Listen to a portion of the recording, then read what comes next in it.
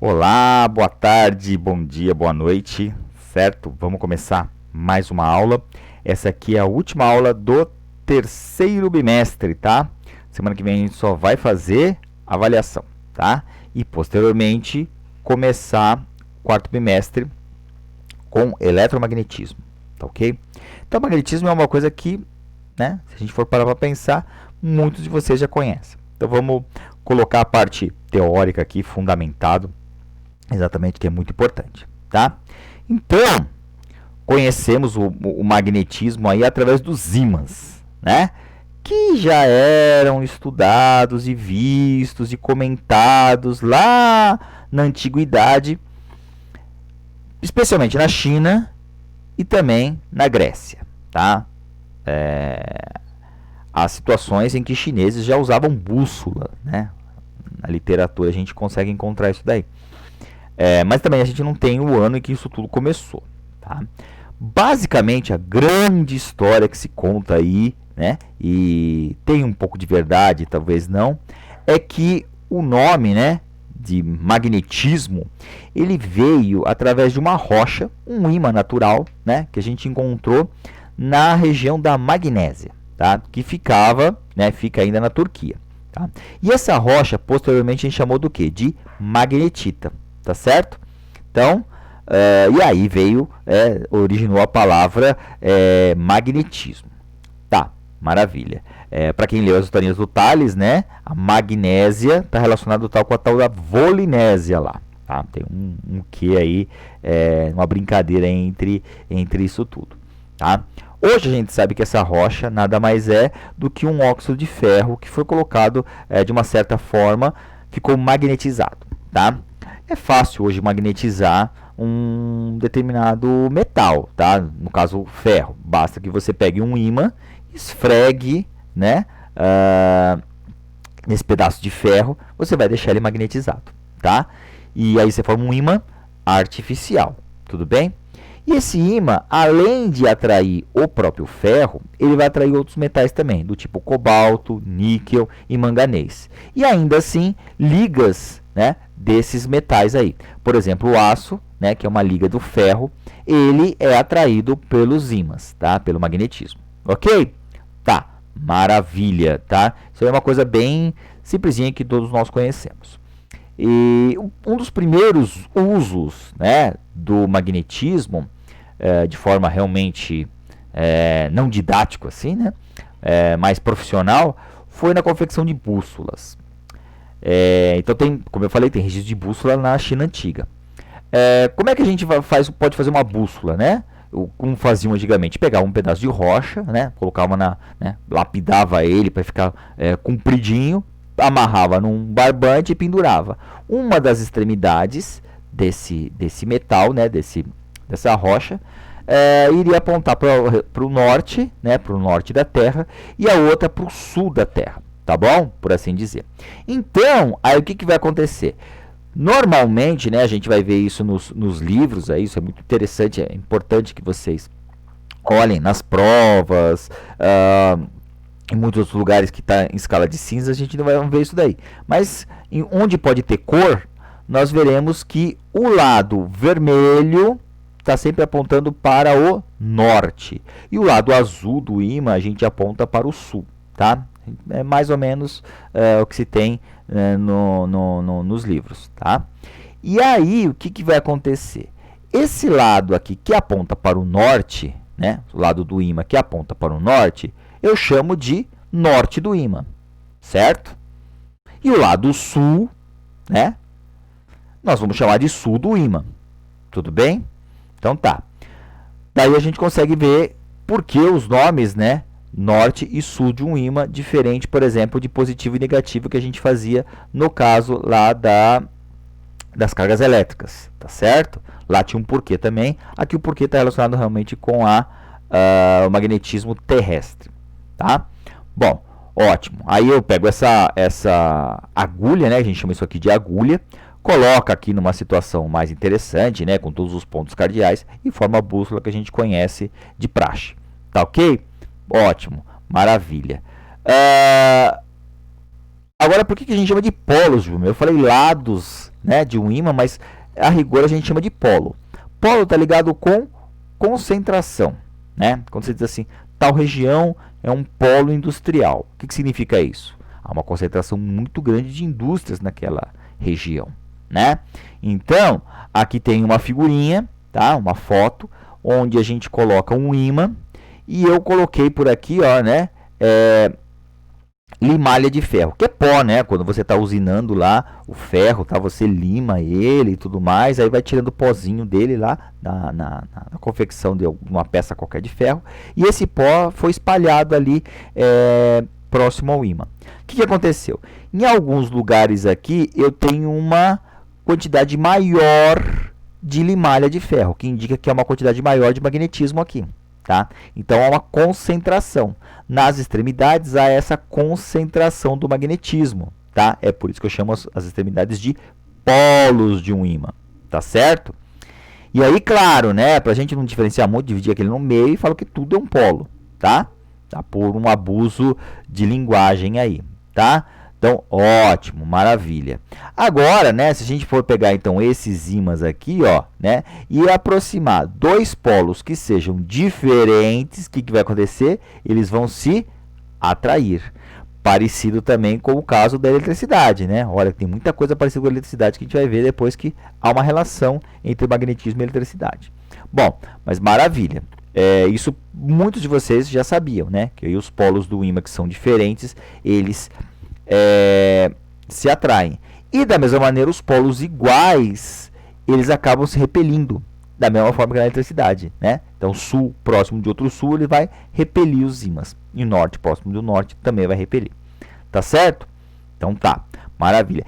Isso nos faz pensar o seguinte: nossa, se há uma atração entre polos diferentes, né? Então, no caso da Terra e a bússola, deve também ter uma interação entre ímãs. E a Terra ser um grande ímã. Será que é isso mesmo? A resposta é sim, a Terra é um grande ímã mesmo, tá? Então a gente vê aqui, ó, né, uma representaçãozinha aqui, uma bússola, tá aí o lado norte aqui da bússola, o lado sul, né? Então há o quê?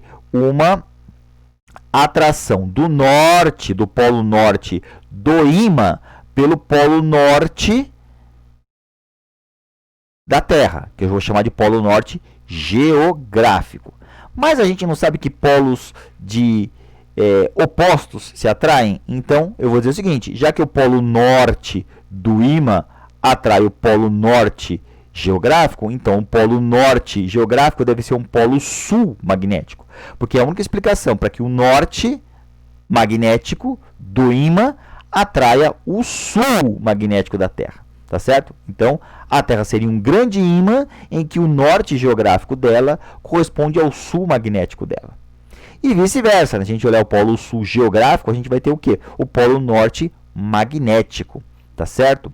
Bom, eu não vou explicar agora por que a Terra se transforma em um grande ímã, tá? A explicação está lá no magnetismo. Desculpa, no eletromagnetismo. Que eu vou falar posteriormente, tá? Mas saiba que, só de antemão, que é por conta da rotação que a Terra tem. E uma das características que a Terra tem é que ela tem um eixo de rotação inclinado em relação ao eixo principal aqui, tá? Do norte e sul. Tá? O que a gente vê aqui, né, como o globo terrestre do norte e o sul, o eixo de rotação ele é inclinado. De quanto? 22 graus. Tá? Então, esse aqui deve ser realmente o nosso ângulo de inclinação. O que faz com que o polo norte magnético, que vai estar sobre o eixo de rotação, vai estar inclinado em relação ao eixo geográfico, tá? Desses 22 graus. É por isso que aqui, ó, né, a gente tem duas estrelinhas aqui nessa figurinha, né, colocando aqui a diferença entre esses dois polos, o magnético do geográfico. Tá certo? Bom, tem exercício que fala um pouco sobre isso aqui. Tá? Agora, olha que coisa interessante. Até agora, eu desenhei o ímã com o polo norte e o polo sul. Aí eu digo o seguinte, olha só. Vou dividir esses negócios aqui, né? Eu quero o polo sul e o polo norte diferente. Então, eu pego, né? Venho aqui com uma serra aqui, um serrote aqui, né? E corto aqui bem nessa linhazinha que eu dividi o norte e o sul. O que vai acontecer? Vou separar o norte do sul? Não. Olha que coisa interessante vai acontecer. Eu vou ter agora dois ímãs em que o polo norte aqui que estava produzindo aqui vai ter agora um sul aqui desse lado. E o sul que estava aqui vai ter um norte do outro lado. Caramba, não deu certo, ainda está grande. O que eu vou fazer? Vou cortar de novo. E além de eu cortar aqui, ó, certo? Dos dois lados, vai dar na mesma, porque vai de novo surgir mais ímãs, agora menores, tá? Com o polo norte e sul. E por mais que eu corte esses ímãs, certo? Sempre vão surgir ímãs menores, mas que contêm o polo norte e o polo sul. Ou seja, eu não consigo separar esse dipolo, né? Dois polos. Eu não consigo separar esse dipolo. Esse dipolo vai estar sempre presente no ímã, tá? Ou seja, não há um monopolo magnético, certo? Para quem já assistiu aquela série Big Bang Theory, né? O certo é Theory, tá bom? Nós vamos verificar a seguinte situação. O Sheldon, uma piada, tal, né? Tem um momento lá que ele recebeu um prêmio e aí foram entrevistar ele dizendo assim, mas fale um pouquinho sobre a sua pesquisa. Aí ele conta exatamente isso, né? Que o ímã, quando é dividido várias vezes, ele continua sendo ímã, e que há uma procura muito grande por monopolos magnéticos, e que ele é um pesquisador que trabalha na busca de monopolos magnéticos. É muito engraçado isso daí. Não sei agora, depois eu posso até verificar qual é o episódio aí, onde ele fala isso, aí vocês procuram aí para verificar quando ele fala algo desse tipo. Muito interessante isso. Mas aí também tem uma causa, que eu vou falar posteriormente também, quando a gente está falando de eletromagnetismo. Então, olha, tudo isso, então, esse magnetismo que a gente não sabe direito uma causa, depois quando a gente começa a estudar eletricidade e ver a relação entre eletricidade e magnetismo, você começa a explicar coisas que você não sabia só com o magnetismo, tá? Então isso depois eu te explico também. Isso aqui é muito parecido também com a teoria de Dalton, né? Dalton, quando criou a teoria atômica, ele foi exatamente partindo disso. Ele pega o todo, vai partindo em várias partes e vai chegar o quê? Da menor parte, que é o átomo. Aqui, se você for pensar e falar, nossa, então eu também vou chegar no átomo, então o átomo também vai ser magnético? Cenas dos próximos capítulos. Então tá, maravilha. E por último, eu vou falar do que a gente chama de campo magnético, tá? Quando eu falei de campo elétrico, eu comparei com o campo gravitacional, com o campo visual, né? Desculpa, luminoso. E aqui também vale a mesma situação, tudo bem? Então vamos lá. Eu tenho um ímã e ao redor dele eu formo uma aura, tá? Que qualquer pedaço de ferro que chegar próximo a essa aura vai ser atraído. Tá? Então eu posso separar exatamente o que? Eu posso dizer que não está havendo uma interação entre o ímã e o pedaço de ferro, mas sim entre o ímã e essa aura gerada pelo ímã. Tá? No caso do campo magnético, um pouquinho diferente do campo elétrico, a gente consegue visualizar essa aura de uma maneira simples. Volta lá com a história das limalhas de ferro, né? Eu posso pegar um ímã, colocar uma placa de vidro, e vocês podem achar no YouTube aí vários vídeos, vários experimentos que tem esse mapeamento do campo magnético, tá? Por uma placa de vidro em cima e espalha a limalha de ferro. Aí eu vou ver exatamente como é que essa limalha de ferro vai se distribuir ao longo dessa placa de vidro. E aí, portanto, eu vou mapear, eu vou visualizar o tal do campo magnético.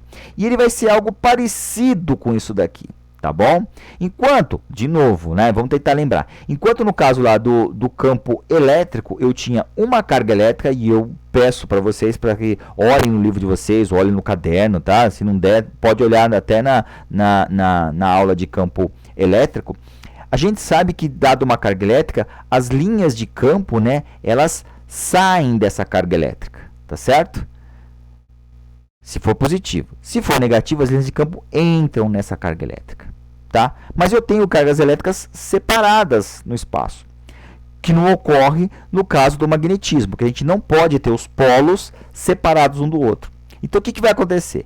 para nós, as linhas de campo, eu peço para vocês olharem aqui no desenho que eu estou com o mouse aqui, elas vão estar saindo do norte e entrando no sul.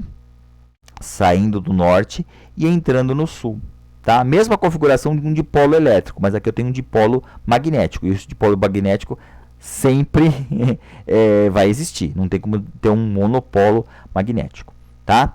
Então, olha que coisa bacana aqui. Sair e entrar é uma convenção que eu fiz. Tá? Então eu digo, vai sair do norte e vai entrar no sul, tá? Uma convenção que a gente fez. Poderia ser o contrário? Poderia ser, mas a gente convencionou que seja assim, tá? Então essas linhas de campo aqui, magnético, elas estão fazendo esse percurso aqui. Mas aí eu vou chamar um vetor indução, ou muitas vezes um vetor campo magnético. Então eu tenho a linha e o vetor. Então o que vai acontecer? Ó? Pense aqui nesse outro desenho aqui. Tem essa linha aqui que está desenhada em azul, tá certo? E eu quero saber qual é o vetor campo em cada ponto. Então eu traço um vetorzinho, tá? Que é tangente àquela linha, tá? Então cada um desses caras aqui é o vetor campo magnético. Seria mais ou menos também, né, por uma analogia, se eu fizesse o seguinte: se eu colocasse uma bússola aqui nesse ponto aqui, né, a bússola teria um alinhamento da agulha dela, né? Então, como seria a agulha? Linha reta, então ela estaria exatamente apontando para o vetor campo magnético.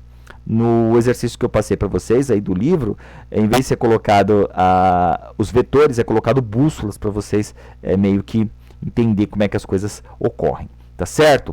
Bom, então tá. Ainda sem cálculo, né? Essa aula não tem cálculo nenhum. Nas próximas a gente começa a verificar o tal do eletromagnetismo, tá? E é isso, tá? A prova vai ser bem simplesinha aí.